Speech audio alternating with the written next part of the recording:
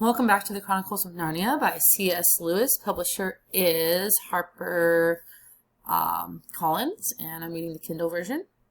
And we're going to jump into Chapter 4. Chapter 4, Turkish Delight. "But what are you?" said the Queen again. "Are you a great overgrown dwarf that has cut off its beard?" "No, your Majesty," said Edmund. "I've never had a beard. I'm a boy." "A boy?" said she. "Do you mean you are a son of Adam?" Edmund stood still, saying nothing. He was too confused by this time to understand what the question meant. "I see you are an idiot, whatever else you may be," said the Queen. "Answer me once and for all, or I shall lose my patience. Are you human?" "Yes, your Majesty," said Edmund. "And how, pray, did you come to enter my dominions?" "Please, your Majesty, I came in through a wardrobe." "A wardrobe? What do you mean?" I opened a door and just found myself here, your Majesty," said Edmund. "Ha," said the Queen, speaking more to herself than him. "A door. A door from the world of men. I have heard of such things. This may wreck all. But he is only one, and he is easily dealt with."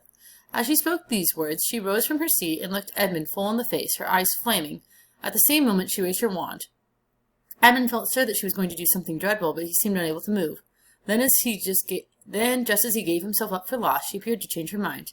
"My poor child," she said in a quite different voice, "how cold you look. Come and sit with me here in the sledge, and I will put my mantle round you, and we will talk."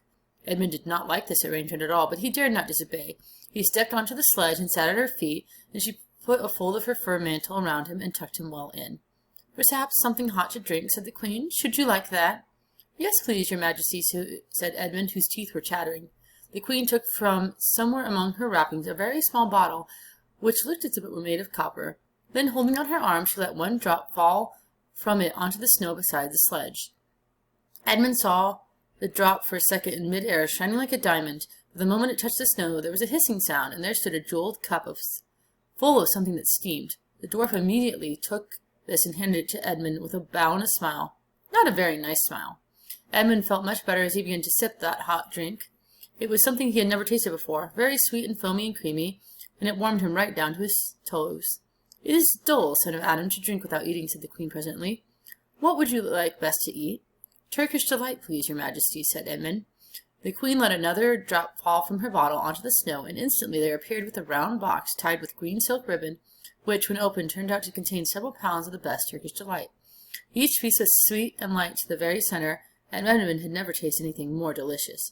He was quite warm now and very comfortable. While he was eating, the Queen kept asking him questions. At first, Edmund tried to remember that it is rude to speak with one's mouth full, but soon he forgot about this and only thought about trying to shovel down as much Turkish Delight as he could, and the more he ate, the more he wanted to eat, and he never asked himself why the Queen should be so inquisitive. She got him to tell her that he had one brother and two sisters, and that one of his sisters had already been in Narnia, and had made a farm there, and that no one except himself and his brothers and sisters knew anything about Narnia. She seemed especially interested in the fact that there were 4 of them, and kept on coming back to it. "You are sure there are just 4 of you?" she asked. "2 sons of Adam and 2 daughters of Eve, neither more nor less?" And Edmund, with his mouth full of Turkish Delight, kept on saying, "Yes, I told you that before. I'm forgetting to call her your Majesty," but she didn't seem to mind now. At last the Turkish Delight was all finished, and Edmund was looking very hard at the empty box, and wishing that she would ask him whether he would like some more. Probably the Queen knew quite well what he was thinking, for she knew, though Edmund did not, that this was enchanted Turkish Delight, that anyone who had once tasted it would want more and more of it, and would, even if they were allowed, go on eating it till they killed themselves. But she did not offer him any more. Instead, she said to him, "Son of Adam, I should so much like to see your brother and your 2 sisters. Will you bring them to see me?" "I'll try," said Edmund, still looking at the empty box, "because if you did come again, bringing them with you, of course, able to give you some more Turkish Delight, I can't do it now. The magic will only work once.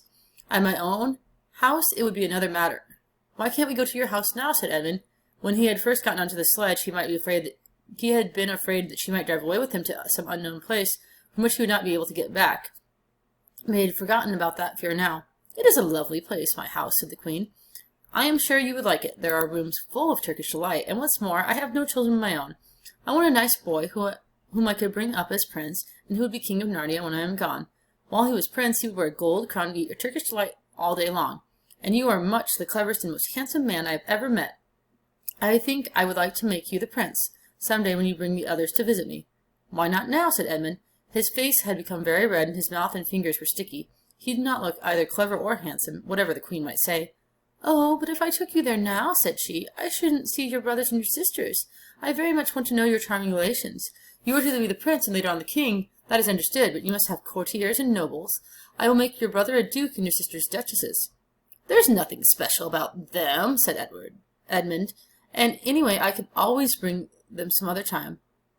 "Ah, but once you were in my house," said the queen, "you might forget all about them. You'd be enjoying yourself so much that you wouldn't want the bother of going to fetch them. No, you must go back to your own country now, and come to me another day with them, you understand. It is no good coming without them." "But I don't even know my way back to my own country," pleaded Edmund. "That's easy," answered the queen. "Do you see that lamp?" He pointed with her wand, and Edmund turned and saw the same lamppost under which Lucy had met the fawn. "Straight on beyond that is the way to the world of men. And now look the other way." She pointed in the opposite direction. "And tell me if you can see two little hills rising above the trees." "I think I can," said Edmund.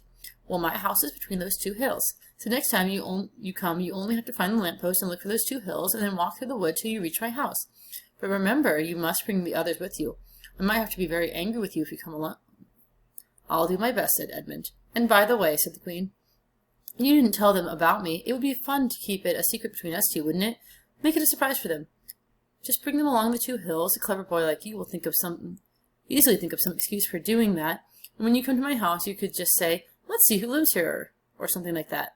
I am sure that would be best. If your sister has met one of the fawns, she may have heard strange stories about me, nasty stories that might make her afraid to come to me. Fawns will say anything, you know. And now—" "Please, please," said Edmund suddenly, "please, couldn't I have just one piece of Turkish delight to eat on the way home?" "No, no," said the queen with a laugh.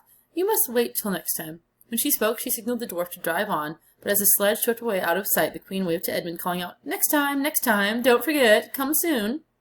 Edmund was still staring after the sledge when he heard someone calling his own name, and looking round, he saw Lucy coming towards him from another part of the wood. "Oh, Edmund," she cried, "so you've got in too. Isn't it wonderful? And now—" "All right," said Edmund. "I see you were right, and it is a magic wardrobe after all. I'll say I'm sorry if you like. But where on earth have you been all this time? I've been looking for you everywhere." "If I had known you had got in, I'd have waited for you," said Lucy, who was too happy and excited to know how snappishly Edmund spoke or how flushed and strange his face was. "I've been having lunch with dear Mr. Tumnus, the fawn, and he's very well, and the White Witch has done nothing to him for letting me go, so he thinks she can't have found out about everything that is going to be all right after all." "The White Witch?" said Edmund. "Who's she?" "She's a perfectly terrible person," said Lucy. "She calls herself the Queen of Narnia, though she has no right to be queen at all, and all the fawns and dryads and naiads and dwarfs and animals, at least all the good ones, simply hate her. And she can turn people into stone and do all kinds of horrible things, and she has made a magic so that it is always winter in Narnia. Always winter, but never gets to Christmas, and she drives about on a sledge drawn by reindeer with her wand in her hand and a crown on her head." Edmund was already feeling uncomfortable from having eaten too many sweets, and when he heard that the lady he had made friends with was a dangerous witch, he felt even more uncomfortable. But he still wanted to taste that Turkish delight again more than he wanted anything else. "Who told you all that stuff about the White Witch?" he asked. "Mr. Tumnus the fawn," said Lucy. "You can't always believe what fawns say," said Edmund, trying to sound as if he knew far more about them than Lucy. "Who said so?" asked Lucy. "Everyone knows it," said Edmund. "Ask anybody you like, but it's pretty poor sport standing here in the snow. Let's go home." "Oh, yes, let's," said Lucy. "Oh, Edmund, I am glad you got in too. The others will have to believe in Narnia now that both of us have been there. What fun it will be!" But Edmund secretly thought it would not be as good fun for him as for her. He would have to admit that Lucy had been right before all the others, and he felt sure the others would be all on the side of the fawns and the animals. But he was already more than half on the side of the witch. He did not know what he would say or how he would keep his secret once they were all talking about Narnia. By this time they had walked a good way. They suddenly felt the coats around them instead of the branches, and the next moment they were both standing outside the wardrobe in the empty room. "I say," said Lucy, "you look awful, Edmund. Don't you feel well?" "I'm all right," said Edmund, but this was not true. He was feeling very sick. "Come on, then," said Lucy. "Let's find the others. What a lot we shall have to tell them. What wonderful adventures we shall have now that we're all in it together."